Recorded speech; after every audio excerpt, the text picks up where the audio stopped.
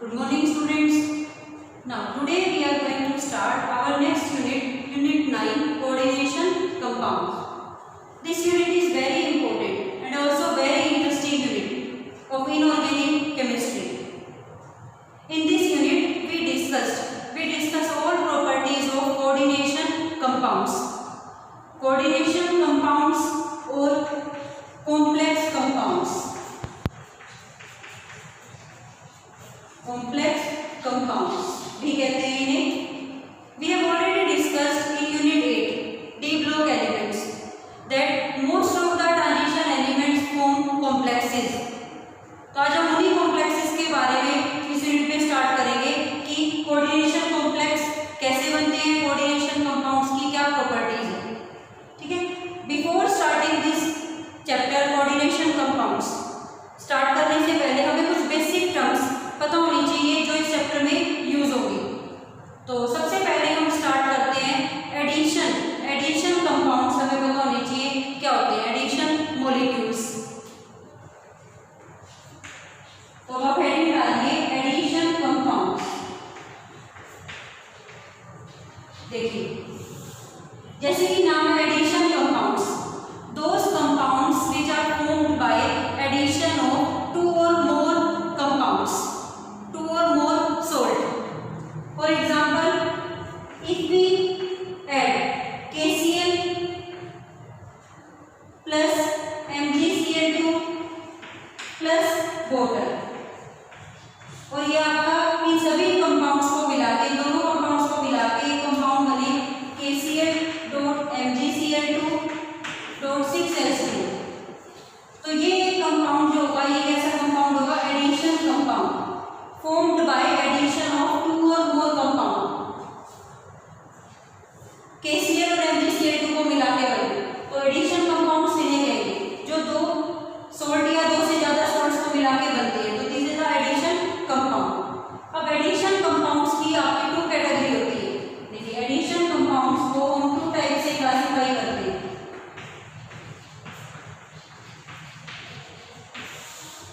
One होती है double salt और सेकंड टाइप आपकी होती है ये वाली टाइप कोऑर्डिनेशन कंपाउंड और कॉम्प्लेक्स कंपाउंड. देखिए अब इन दोनों में क्या डिफरेंस है? Both this double salt as well as complex compound made by combination of two और मोर सोल्ट. जैसे कि अब आप डबल सोल्ट देखिए, डबल सोल्ट में क्या होता है? टू और more salt combined in a fixed ratio. जैसे कि अब ये एग्जांपल हमने लिखा है यहाँ पे KCl MgCl2 6H2. It is a double salt made up of two salt KCl and MgCl2. अब इसको अगर आप वाटर में डिसॉल्व करोगे, देखो अगर डबल सोल्ट को वाटर में डिसॉल्व करते हैं तो it dissociate completely into ions. It give all ions into the solution. ये डिसोशिएट हो जाएगा कंप्लीटली आयंस से. तो क्या बनेगा देखो सॉल्यूशन में? पोटेशियम आयंस भी होंगे, क्लोराइड आयंस भी होंगे, मैग्नीशियम आयंस भी होंगे प्लस वाटर. तो it dissociate completely into ions when they dissolve in water. They ionize completely ionized into water.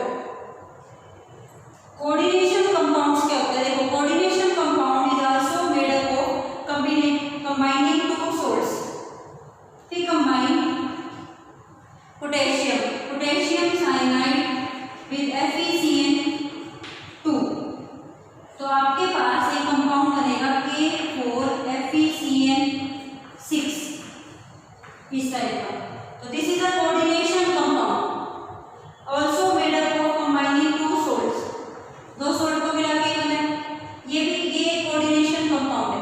इसमें आपको ध्यान रखना है ये जो ब्रैकेट है, स्क्वायर ब्रैकेट के अंदर जो यूनिट है ये डिसोशिएट नहीं होती. अगर कोऑर्डिनेशन कंपाउंड को वाटर में हम डिसॉल्व करेंगे तो ये आयनाइज होगा. It give two ions only. जो ये ब्रैकेट है, स्क्वायर ब्रैकेट है, इसके अंदर वाला पार्ट जो है ये नॉन आयनाइजेबल होता है.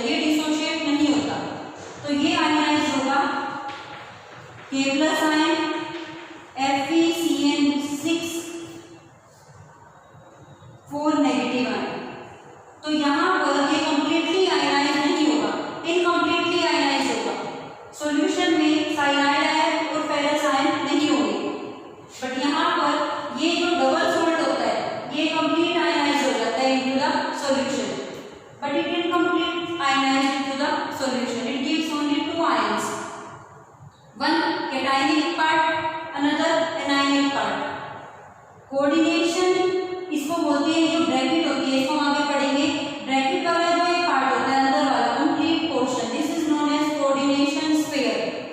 और कोऑर्डिनेशन स्फीयर जो होता है वो नॉन आयनाइजेबल होता है, ये वाला पार्ट आयनाइज नहीं होगा।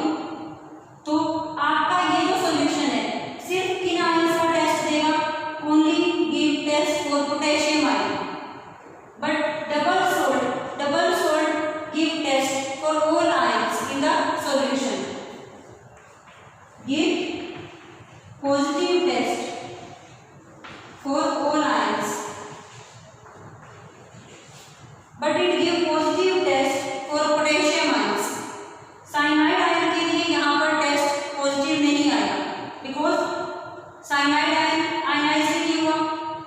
इस ब्रैकेट के अंदर वाला जो पार्ट है ये नॉन आयनाइजेबल रहेगा, ना तो आयरन किसी ऑक्सीडेशन स्टेट में यहाँ पे डिसोशिएट होगा और ना ही साइनाइड। तो ये ब्रैकेट जो होगी ये नॉन आयनाइजेबल होगी, बट ये जो होगा इसमें सभी आयंस का टेस्ट रहेगा, it give positive test for all ions.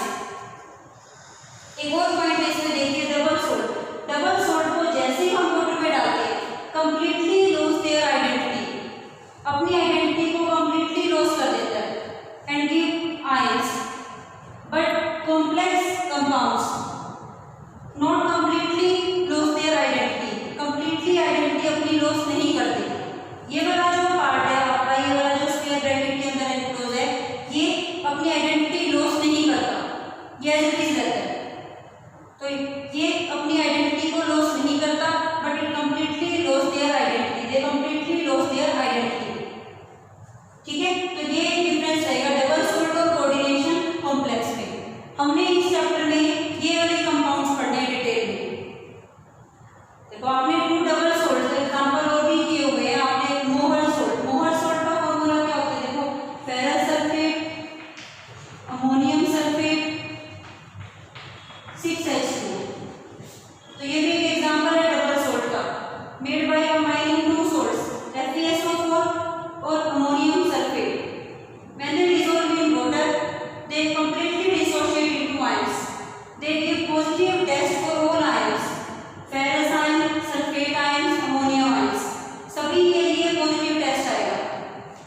Similarly potassium sulphate, aluminium sulphate, तो 24H2, ये भी किसका एग्जांपल है, डबल सोल्ट का।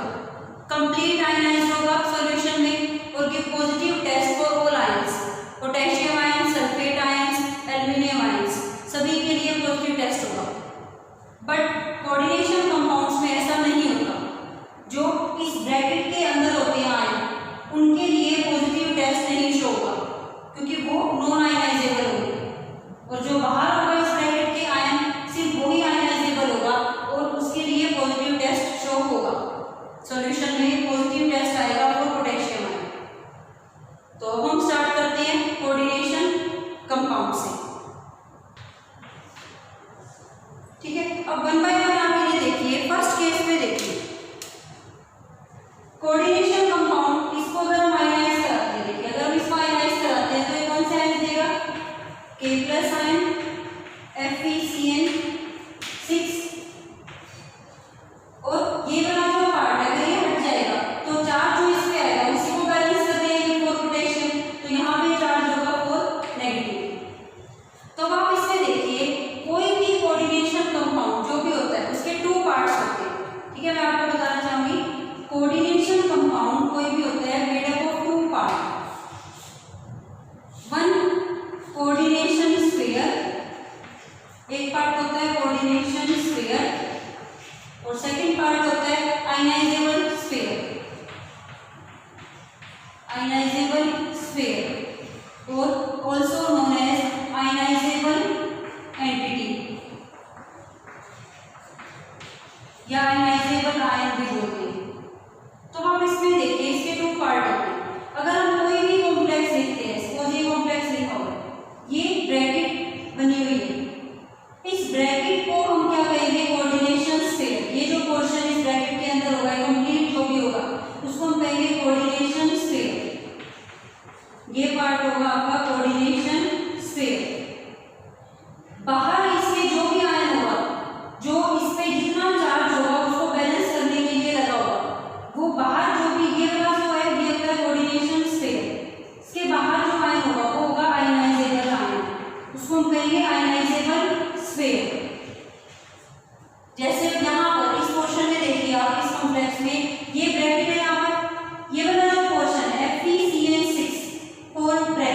ये क्या है, कोऑर्डिनेशन स्फीयर। अब इस कोऑर्डिनेशन स्फीयर में चार्ज है और नेगेटिव, जो इसके चार्ज को बैलेंस करने के लिए बाहर जो आयन है वो है आयनाइजेबल स्फीयर का पार्ट, उसको हम कहेंगे आयनाइजेबल आयन, तो वो होगा आयनाइजेबल आयन। तो कोई भी जो कोऑर्डिनेशन कंपाउंड होगा, जैसे आप इसमें देखिए, इसमें ये जो ब्रैकेट है, ये जो अंदर ये वाला पार्ट है, ये क्या है, कोऑर्डिनेशन स्फीयर, और ये जो आयन है, ये कौन सी आयन है, आयनाइजेबल आयन। और यहाँ पर आप देखिए कंप्लीट जो है ये क्या है, कोऑर्डिनेशन स्फीयर, और आयनाइजेबल आयन है ही नहीं, इसमें इस ब्रैकेट के बाहर कोई भी आइटम या मॉलिक्यूल नहीं लगे हुए, तो इसमें आयनाइजेबल एंटिटी है ही नहीं, आयनाइजेबल स्फीयर नहीं है, कोऑर्डिनेशन स्फीयर है। तो दो पार्ट होते हैं। अब आप इसमें देखिए कोऑर्डिनेशन स्फीयर जो होती है आपके 3 टाइप के होते हैं। कोऑर्डिनेशन स्फीयर जो ये वाला स्फीयर होता है, 3 टाइप से हम इसको क्लासिफाई करते हैं। Coordination sphere, anionic sphere, cationic sphere और न्यूट्रल। तो अब ये तीनों के एग्जांपल यहाँ पे लिखे हुए हैं, आप देखिए किस तरह से है। फर्स्ट एग्जांपल में आप देखिए ये वाला जो आयन है ये क्या है, सिंपल कैटायन, और कोऑर्डिनेशन स्फीयर के ऊपर एज ए होल चार्ज क्या है, नेगेटिव, तो ये कैसा स्फीयर है, एनायनिक स्फीयर, एनायनिक स्फीयर। ठीक है, तो इसमें कॉम्प्लेक्स एनायनिक है और आयनाइजेबल जो आयन है वो सिंपल कैटायन। सेकंड पार्ट में देखिए, अगर हम इसको आयनाइज कराएंगे तो देखिए क्या आयंस बनेंगे, 3 4 2 क्लोराइड आयंस, 1 क्लोरीन पे -1 है, 2 क्लोरीन लगे हुए यहाँ पे चार्ज को बैलेंस करने के लिए, जैसे और इसमें चार्ज है 2 क्लोराइड है। तो भी इस एग्जांपल में आप देखिए कोऑर्डिनेशन स्फीयर पे चार्ज क्या है, पॉजिटिव, तो ये है कैटायनिक स्फीयर, कैटायनिक स्फीयर और सिंपल एनायन, और इसके अंदर है सिंपल एनायन। अब थर्ड में देखिए, इसमें आपके पास चार्ज के लिए बैलेंस करने के लिए आयनाइजेबल आयन ही नहीं है, तो ये पोर्शन क्या है, ये कंप्लीट कोऑर्डिनेशन स्फीयर है, इस पर चार्ज ही नहीं है, तो ये कैसा हो गया, neutral sphere, neutral coordination sphere, non ionizable रहेगा ये। तो इसमें कौन सा पार्ट नॉन आयनाइजेबल होगा, ये वाला, anionic sphere is non ionizable. In this example cationic sphere is non ionizable. तो इस तरह से आपको पता लग गया, ठीक है बेटा, कि ये जो ब्रैकेट होती है, कोऑर्डिनेशन ब्रैकेट होती है, इसके अंदर जो जितना भी पूरा मॉलिक्यूल होता है उसको बोलते हैं कोऑर्डिनेशन स्फीयर। अब आगे बढ़ेंगे कि स्फीयर के अंदर देखो ये कोऑर्डिनेशन स्फीयर में क्या है, अगर मैं इसको बताऊं, जो ये आपको बनाया है इसमें ये अभी है सेंट्रल मेटल, आयरन क्या रहेगी इसमें, सेंट्रल मेटल, 6 साइनाइड आयरन के सराउंडिंग में बॉन्ड बना रहे हैं, और बॉन्ड कौन सा बनता है इसमें, कोऑर्डिनेट बॉन्ड।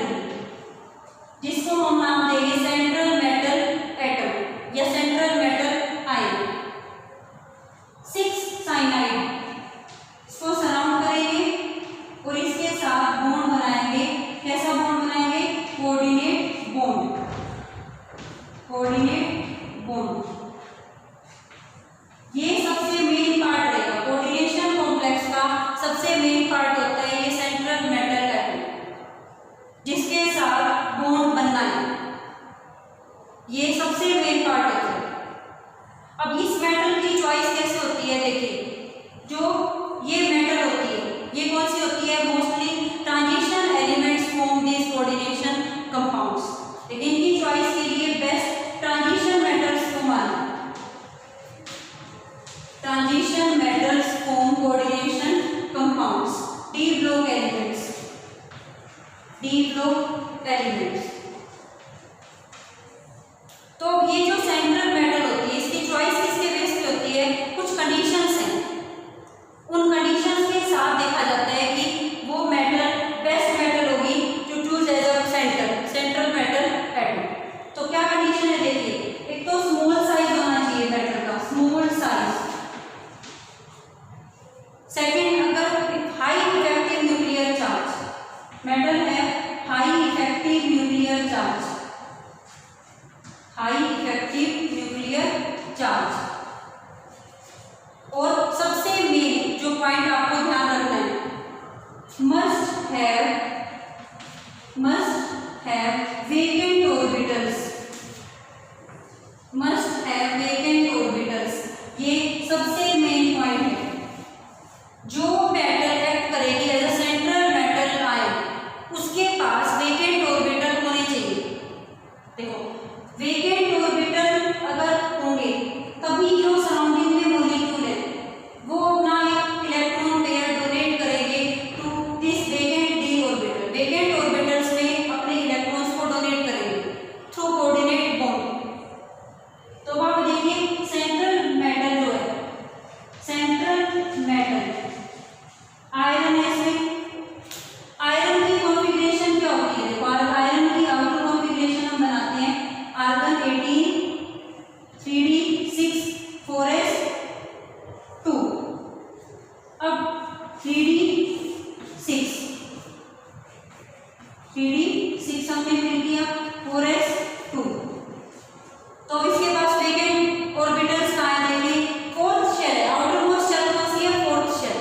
तो इसके पास वेकेंट है 4p वेकेंट है, 4p as well as 4d भी सारा एम्प्टी है।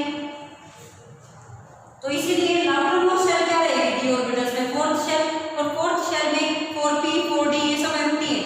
तो बड़ी आसानी से जो सराउंडिंग मॉलिक्यूल्स हैं वो इलेक्ट्रॉन डोनेट कर सकते हैं in the vacant orbitals, so they easily form coordinate bond with the central metal atom.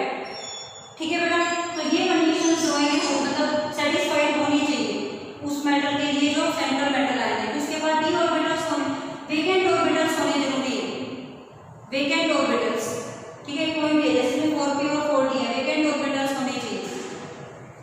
अब आप देखो जो मेटल है वो क्या करती है इसमें कोऑर्डिनेशन कंपाउंड में, इलेक्ट्रॉन क्या करती है, एक्सेप्ट करती है। तो इलेक्ट्रॉन एक्सेप्टर होती है, क्या होती है, मेटल एंड इलेक्ट्रॉन एक्सेप्टर। और जो सराउंडिंग में मॉलिक्यूल है वो क्या करते हैं, इलेक्ट्रॉन डोनेट कर रहे, तो ये एक्ट करते हैं एज ए इलेक्ट्रॉन डोनर। तो बेसिकली यहाँ पे क्या है, एक बॉन्ड है between electron donor and electron acceptor, coordinate bond.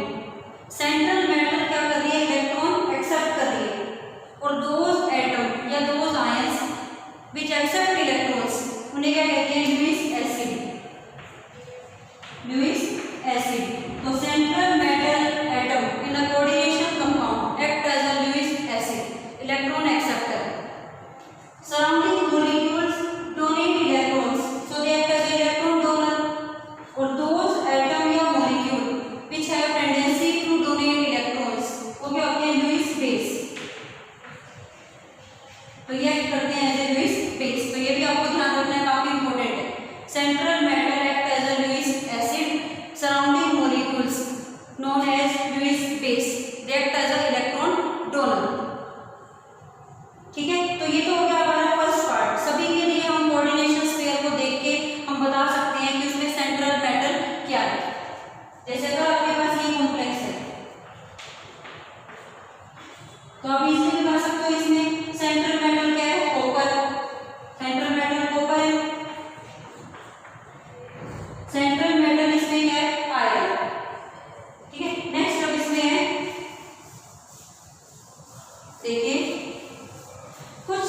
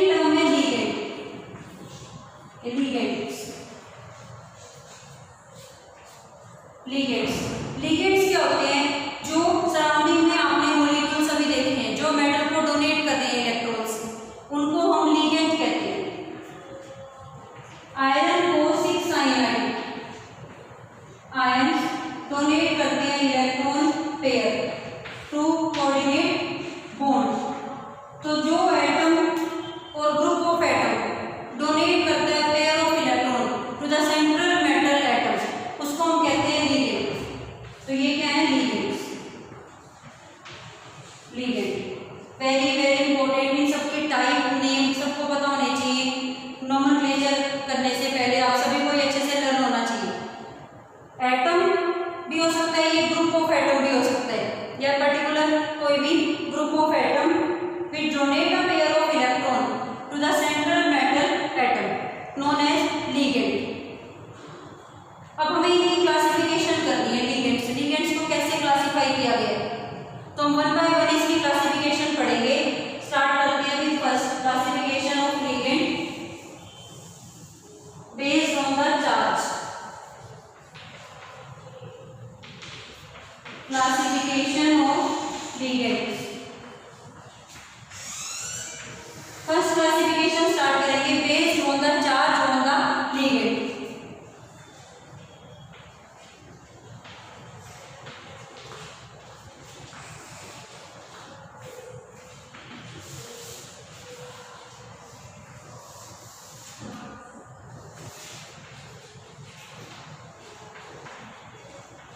First हम स्टार्ट करेंगे negatively charge ligand, those ligands which carry negative charge. तो फर्स्ट देखिए negatively charge ligand, those ligands which carry negative charge. ये आपको लर्न रखने हैं, इनके नेम्स जो है आपको लर्न रखने हैं। देखिए इसमें क्या मेथड है, जैसे कैसे आपको लर्न करने हैं। जो आपको नेम याद है, ई हटा के आपको ओ लगाना। E is replaced by O, जैसे F नेगेटिव, F नेगेटिव आपको पता है कौन सा आयन होता है? Fluoride ion. फ्लोराइड लास्ट में E को हटा के आपको O लिखना है इसमें, इसकी नोमेनक्लेचर में इनके नेम्स ऐसे याद रखने हैं। जैसे ये फ्लोराइड से क्या हो गया? फ्लोराइडो। Cl-1 क्या होता है? Fluoride ion, chloride ide, E हटा के O करना है आपको, chlorido. Br negative bromido, I negative iodide, H negative hydride ion होता है, आइड को हटा के वो कर देना हाइड्राइड। ठीक है, तो ये आपको ध्यान रखना है। ITE स्पेलिंग होती है ITE या ATE, इन्हीं से एलिमेंट होते हैं नेगेटिवली चार्ज लिगेंड्स के। आपको E को रिप्लेस करना है O से, E रिप्लेस्ड बाय O से हटा देना, ये हो जाएगा I2। तो इस तरह से नाम जो भी होगा ई को हम हटाएंगे ओ से, और आप उसके अकॉर्डिंग नाम लिख लीजिए। बाकी बिल्कुल वही नेम है जो आप इसका याद करते हैं। OH negative hydroxo, O2 negative oxo, तो इसको फ्लोरो क्लोरो ब्रोमो भी बोलते हैं, ये भी लिख सकते हैं, और ये वाले नेम्स भी लिख सकते हैं। O2 नेगेटिव पर ऑक्सो, पेरोक्साइड आयन होता है पर ऑक्सो। किसी किसी केस में पूरा ही हटा के ITE वो वर्ड लगा दिया, ठीक है, तो वो आप देख लेना। S2 negative sulphido, SO3 negative sulphido, SO4 negative sulphate ion होता है sulphato, PO4 negative phosphato, CO3 negative carbonate. तो सभी पे कैसा चार्ज है? Negative charge. अब आप ये वाला केस देखिए NH2 होल -1, ये वाला आयन होता है एमिडो, याद रखना है, काफी इंपॉर्टेंट है। और NH होल 2-, तो ये होता है अमाइडो। देखो चार्ज भी डिफरेंट है, पूरा ही आयन डिफरेंट है विद नेम, तो ध्यान रखना है। अगर NH2 होल नेगेटिव है तो एमिडो, और NH होल 2- अमाइडो। CN-1 साइनाइडो, और NC-1 आइसोसाइनाइड। देखो इन दोनों में क्या डिफरेंस है। ये सभी लिगेंड्स क्या करते हैं? मेटल को इलेक्ट्रॉन डोनेट करते हैं थ्रू कोऑर्डिनेट बॉन्ड। इसमें ये डिफरेंस है। देखो अगर हम इसको साइनाइडो लिखते हैं, इट मींस मेटल को इलेक्ट्रॉन डोनेट कर रहा है कार्बन, कार्बन से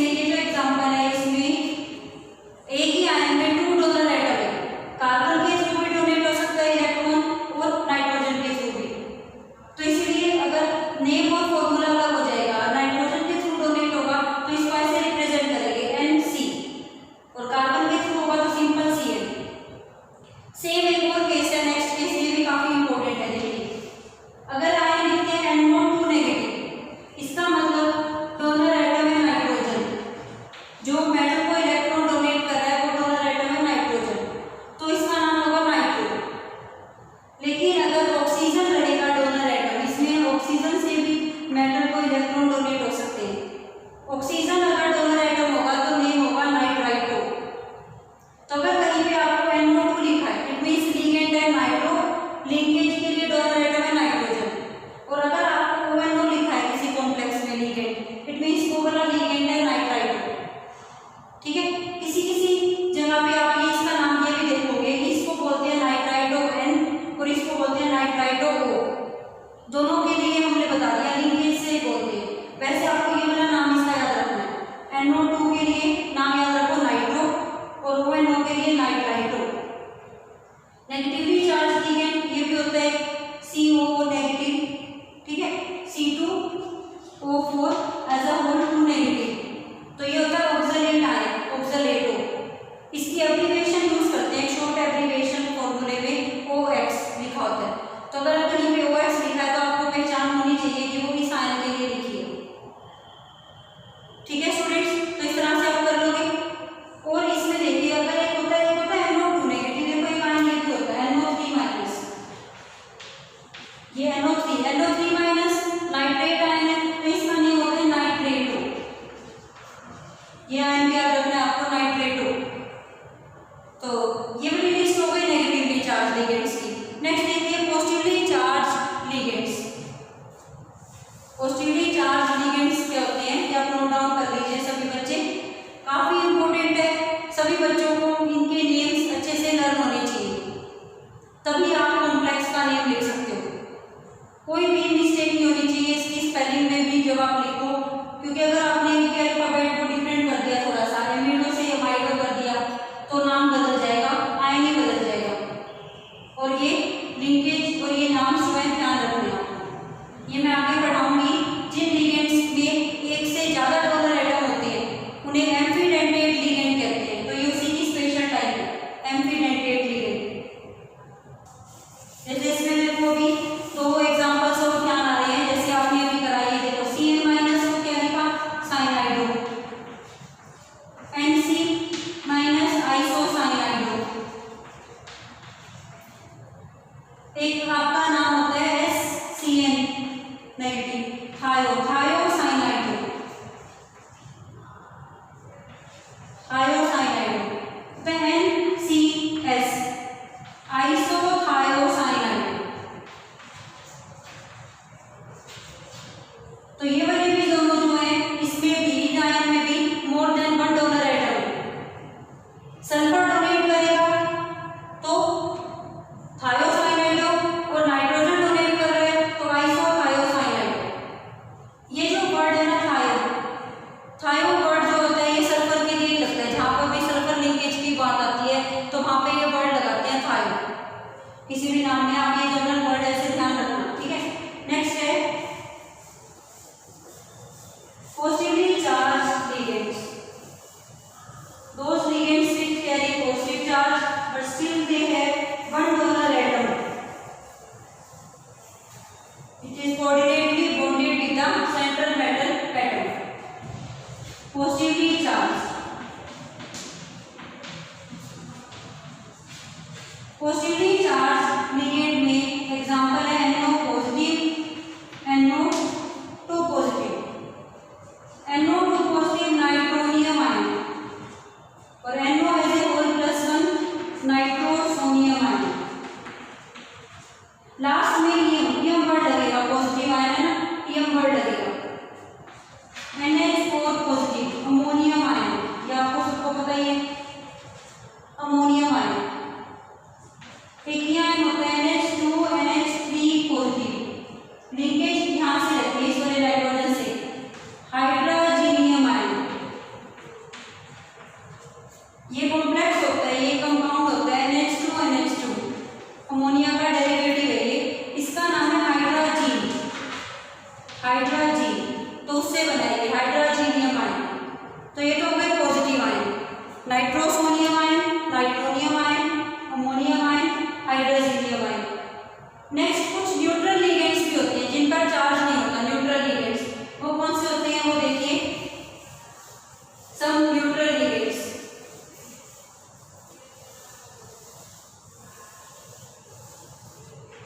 न्यूट्रल लिगेंड थर्ड हम बात करें तो न्यूट्रल लिगेंड्स में एग्जांपल है जैसे H2O, इसके लिए वर्ड लगाते हैं aqua, NH3 amine, double M आएगा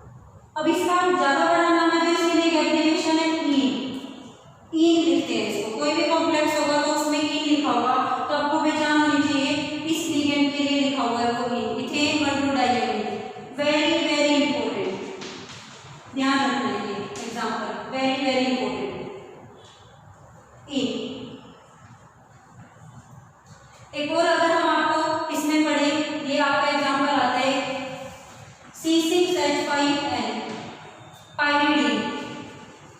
पाइरिडीन ये न्यूट्रल लिगेंड है पाइरिडीन। बेंजीन रिंग में कार्बन की जगह नाइट्रोजन इंसर्ट कर दे तो ये वाला विट्रोसाइक्लिक कंपाउंड है। साइकिल में एक एटम कार्बन से अदर है, विट्रोसाइक्लिक कंपाउंड पाइरिडीन इसका नाम है। ये भी एक न्यूट्रल लिगेंड है। तो ये सभी लिगेंड्स के नेम्स आपको याद रखने हैं। ये सभी डोनेट करते हैं मेटल को इलेक्ट्रॉन्स, अपने इलेक्ट्रॉन डोनेट करते हैं through coordinate bond, positive, negative और न्यूट्रल लिगेंड। ये तो हो गई आपकी first classification on the basis of charge. अब देखिए second classification of ligands on the basis of density.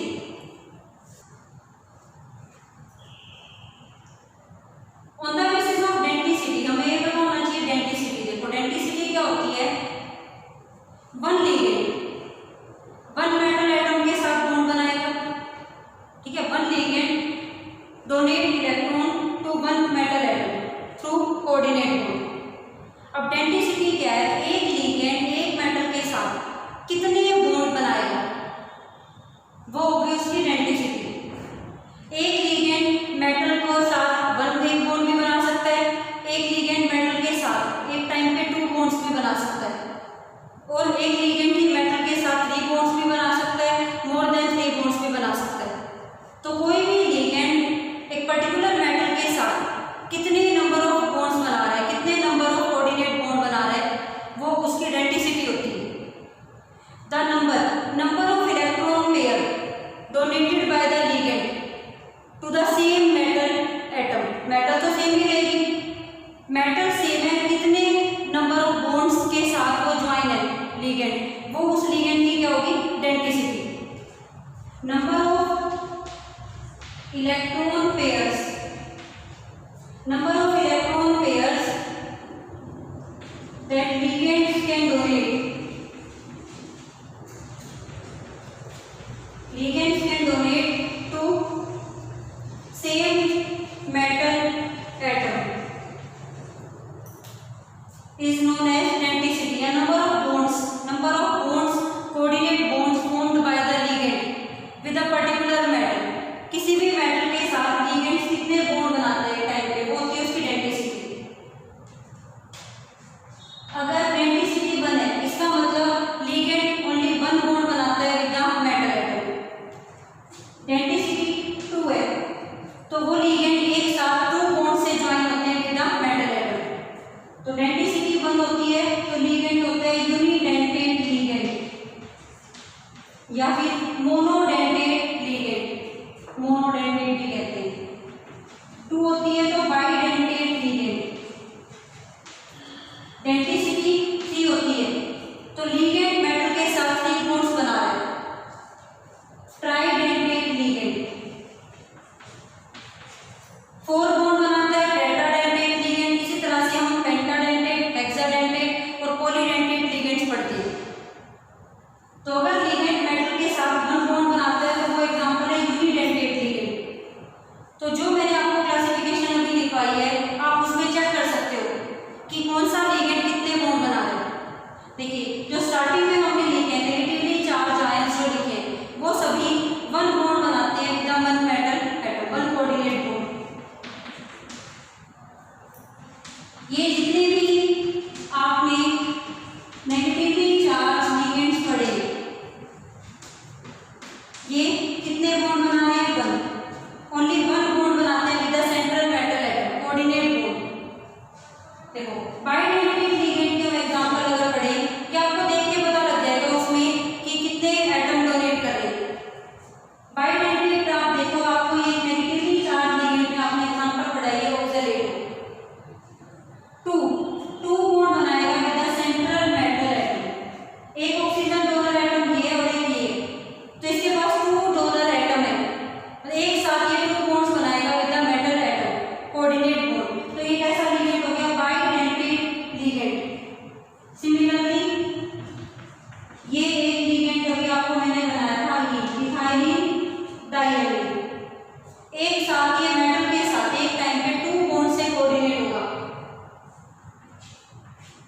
यहाँ से नाइट्रोजन, ये वाला नाइट्रोजन भी मेटल को इलेक्ट्रॉन डोनेट करेगा और ये वाला नाइट्रोजन भी, तो एक साथ ये मेटल के साथ 2 बॉन्ड से कोऑर्डिनेट है, तो डेंसिटी कितनी हो गई 2, और लिगेंड कैसा होगा ये बाइडेंटेट लिगेंड,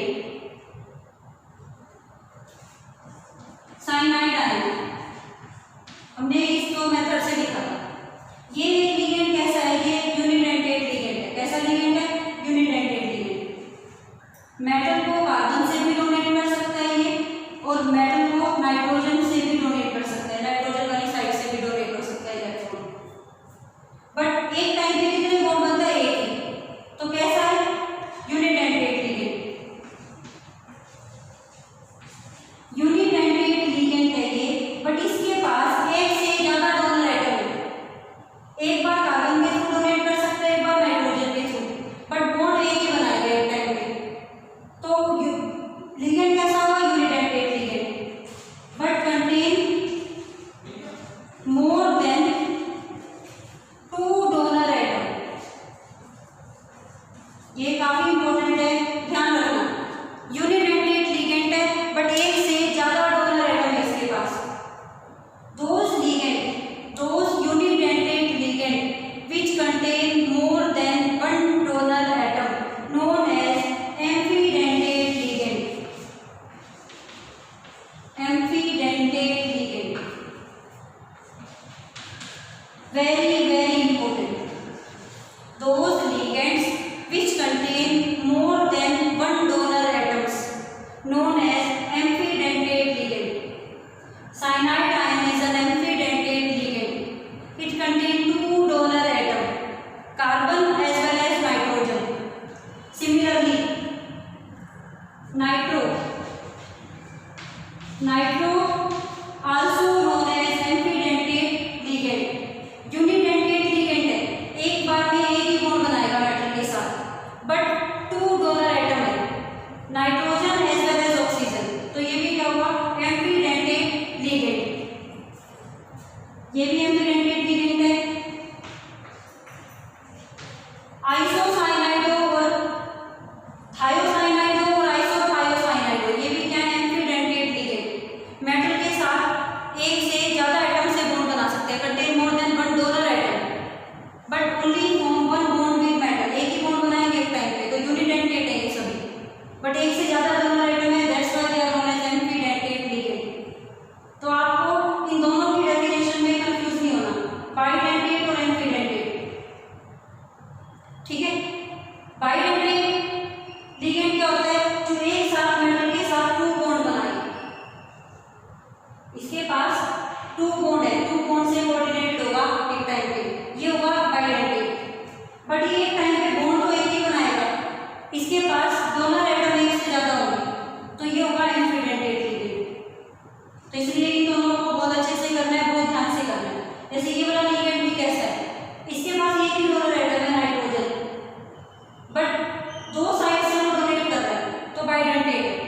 इसके पास भी एक ही डोनर एटम है ऑक्सीजन, बट 2 साइड से डोनेट कर रहा है, तो बाइडेंटेट है। इसके पास एक ही डोनर एटम नहीं है, 2 डोनर एटम है, तो इसलिए एम्फीडेंटेट, मोर देन 1 डोनर एटम, ये पॉइंट ध्यान रखना। 3 बॉन्ड से डोनेट हो तो ट्राइडेंटेट, और काफी बॉन्ड से बनाए तो पॉलीडेंटेट का एग्जांपल आ जाता है। एक हमारे पास एग्जांपल है 6 हेक्साडेंटेट लिगेंड है, वेरी इंपॉर्टेंट हेक्साडेंटेट लिगेंड, जिसकी डेंसिटी है 6 EDTA, 6 डेंसिटी है इसकी, हेक्साडेंटेट लिगेंड है। इथाइलिन, इसकी फुल फॉर्म है ethylene diamine tetraacetate, tetraacetate.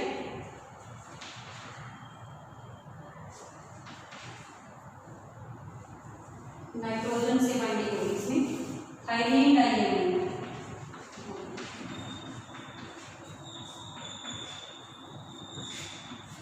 Acetate groups लगे हुए हैं यहाँ पे, 4 एसिटेट ग्रुप्स, इस साइड में दोनों नाइट्रोजन के पास एसिटेट ग्रुप्स लगे हुए हैं।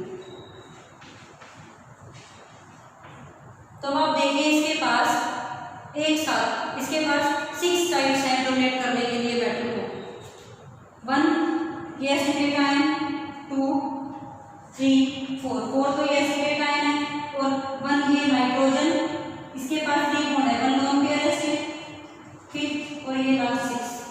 तो 6 बाइंडिंग